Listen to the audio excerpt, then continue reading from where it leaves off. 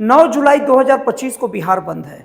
कहा जाता है कि ये बिहार बंद का जो आह्वान है आरजेडी और कांग्रेस सहित सभी बिहार की विपक्षी पार्टियों के द्वारा किया गया है और इसमें बंद करने का कारण बताया गया है कि स्पेशल इंटेंसिव रिवीजन, जिसे शॉर्ट में SIR कहते हैं, इसके विरोध में बंद किया गया है। SIR का मतलब ये है कि अभी बिहार में भी चुनाव के पहले वोटर ID का अपडेशन चल रहा है। चुनाव आयोग क्या कर रहा है कि अभी जितने भी जो मतदाता सूची है उन्हें फिर से अपडेट कर रहा है और जो लोग वहां मौजूद नहीं है, बहुत लंबे समय से वहां नहीं रह रहे हैं, उन सब का नाम काट रहा है। जनरली इसमें उनके नाम कट रहे हैं जिनका बहुत पहले से दो जगह चुनाव मतदाता परिचय पत्र है या जो लोग अपना मतदाता परिचय पत्र का उपयोग नहीं कर पा रहे हैं। अब इसको लेकर अभी विपक्षी पार्टियां हैं, आरजेडी हैं, ये सब के सब सुप्रीम कोर्ट गए थे, लेकिन सुप्रीम कोर्ट की तरफ से भी अभी इशारा मिल चुका है कि SIR को हटाया नहीं जाएगा, लेकिन अभी उसका आखिरी फैसला आना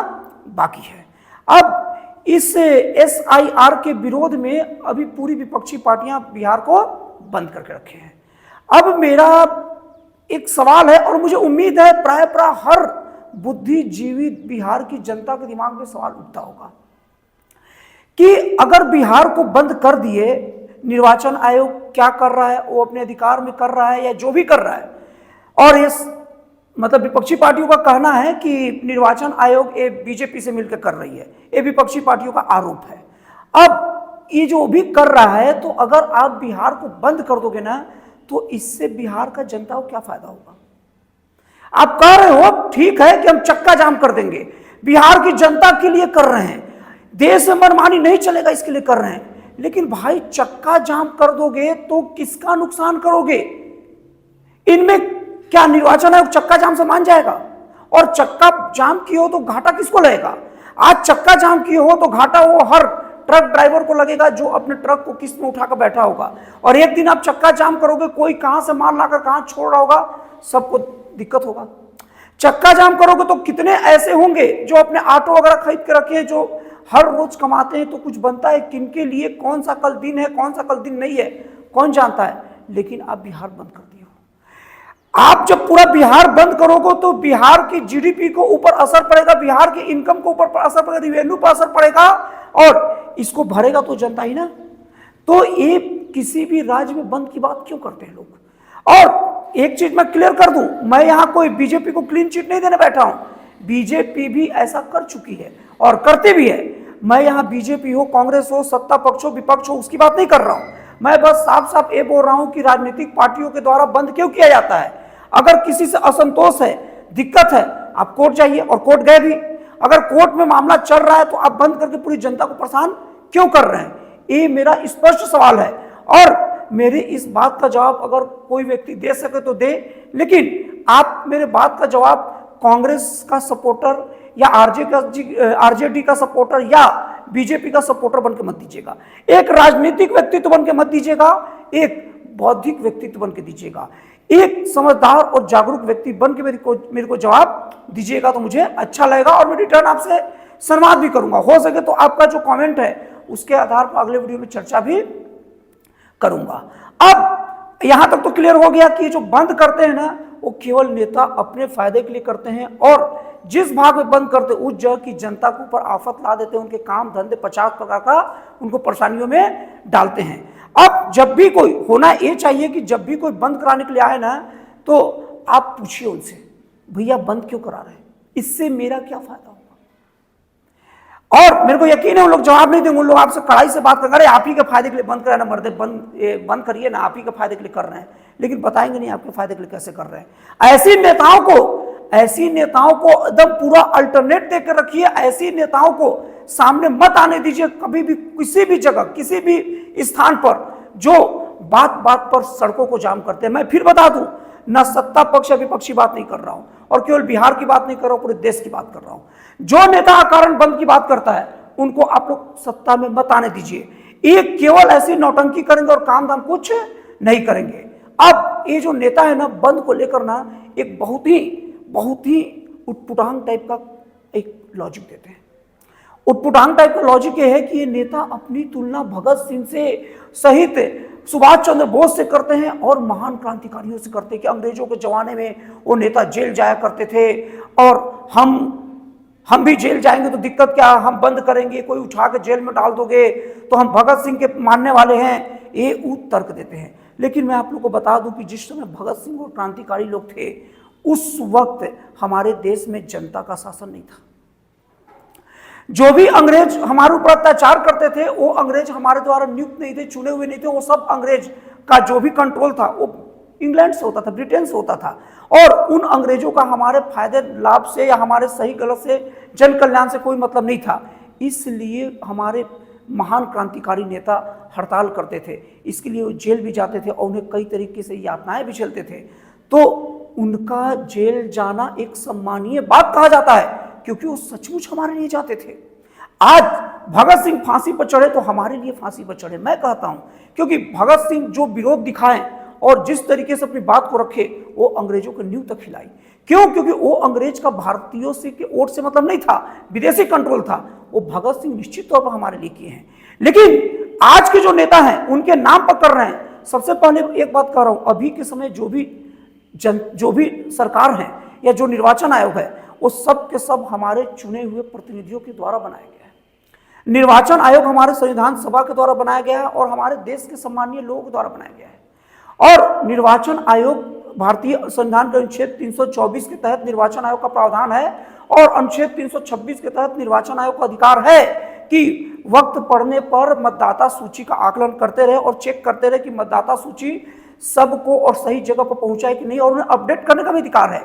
वो अपने संवैधानिक अधिकारों का वहन कर रही है और कुछ नहीं कर रही है। और रही बात सरकार की, अगर सरकार कहना नहीं मानता तो ये सरकार हमारी चुनी हुई सरकार है। आज बिहार में किसी की भी सरकार हो, जिसकी भी सरकार है, बिहार की जनता चुनी है। बिहार की लगभग 15 करोड़ की जनता चुनी है और उसके आधार पर सरकार डिसीजन ले रही है। हाँ, सरकार में आने के बाद कोई गलत डिसीजन होता है सरकार से तो उसके लिए कोर्ट है ना भाई, कोर्ट जाओ ना, कोर्ट भी तो हमारे संवैधानिक अधिकार पर फैसला आपको देगी। अगर सही रहेगा तो सही देगी, गलत रहेगा तो गलत रहेगी। तो अब ये सरकार जो जनता के द्वारा चुनी गई है, 15 करोड़ जनता की बहुमत के द्वारा सरकार चुनी गई है, उस 15 करोड़ की बहुमत की जनता की सरकार के लिए फैसले को या कोई ऐसी गतिविधियों को कुछ मुट्ठी भर लोग, 1000, 5000, 10,000 लोग मिलकर चेंज कर देंगे। इसी को भीड़ तंत्र करते कहते हैं। भीड़ तंत्र और लोकतंत्र में डिफरेंट ये होता है कि लोकतंत्र में पूरा देश का 140 करोड़ जनता है और भीड़ तंत्र में मुट्ठी भर 4000, 5000 लोग पूरी की पूरी ये सब चीजों को पलट देते हैं, सरकार के विरोध में खड़े हो जाते हैं। और बाकी सरकार से भी मुझे शिकायत होती है कि सरकार बैठ के तमाशा देखती है। आज हमारे देश में बहुत सारी ऐसे काम हो रही है जो गैर संवैधानिक हो रही है और सरकार संविधान को मानने की बात करती है लेकिन सरकार कोई भी सामने नहीं आती।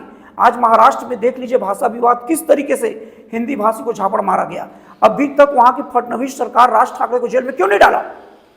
जो थप्पड़ मारा उसको तो कार्रवाई हो, लेकिन राज ठाकरे को क्यों नहीं कार्रवाई करो भाई? वही तो भड़काता है, उकसाता है। और नहीं तो राज ठाकरे के सामने बात जाकर बोलो कि आप खंडन कर इस बात का कि वो जो मारा वो गलत किया, वो भी नहीं कर रहे। तो सरकारें भी बैठ के बस तमाशा देखती है। सच बोला जाए तो इस टाइप की चीजों के विरोध में हड़ताल हो या कोई अपनी बात रखे तो समझ में आता है।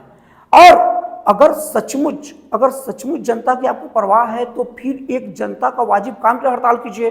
आज मैं आप लोगों को बता दे रहा हूं, बिहार एक ऐसा राज्य है जहां पर लोगों को राशन मिलता है। राशन केवल और केवल आज पूरा निशान होगा, जैसे कि वही जो मतलब जो एपीएल और बीपीएल परिवारों को मिलता है, उसमें क्या रहेगा कि आपको कह देंगे कि अंगूठा का निशान लगा लीजिए और उसके 2 से 3 दिन बाद आपको राशन मिलेगा। पूरी परिवार की ही कहानी है। और यही नहीं और उसमें कुछ कटौती करके मिलता है। इस बात के लिए आवाज उठाओ ना यार, और इस बात के लिए आपको चक्का जाम करने की जरूरत नहीं है। आप व्हाट्सएप खोलो, फेसबुक खोलो, डालो, अपने ट्विटर में डालो, और तो शांति प्रिय तरीके से कहीं सभा का आयोजन करके डालो ना। संविधान तो आपको अधिकार दिया है, लेकिन संविधान ये अधिकार नहीं देता कि आप बलपूर्वक सड़क को जाम करेंगे। लोगों को यात्रा करने के अधिकार को आप बाधित करने का कोई अधिकार नहीं है। जितने जो नेता चक्का जाम करते हैं, हड़ताल करते हैं, मुझे कहने में कोई झिझक नहीं कि पूरा गैर संवैधानिक काम करते हैं। और कई राज्यों की जो हाई कोर्ट है वो हड़ताल तक को बैन कर चुका है और हड़ताल को बैन होना चाहिए। ये अंग्रेजों का शासन नहीं है।